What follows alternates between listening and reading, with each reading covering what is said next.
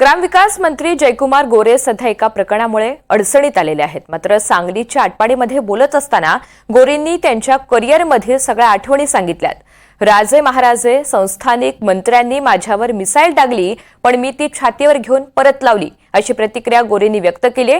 अशी एकही निवडणूक नाही की माझ्यावर गुन्हा दाखल होत नाही, असं विधानही गोरेंनी केलंय. मी ऐकलेलं आहे आणि बारकाईनं लक्ष आहे तुमच्या माझं,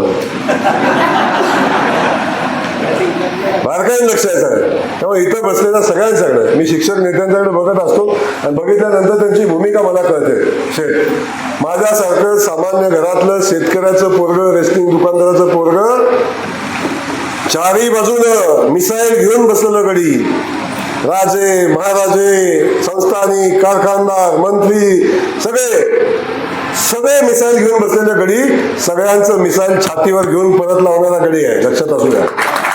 मला जाणीव आहे असे अनेक प्रसंग माझ्यावर येतात. मी असं कधीच घडलं नाही की निवडणूक लागली माझ्यावर गुन्हा दाखल झाला, असं कधी घडलं नाही.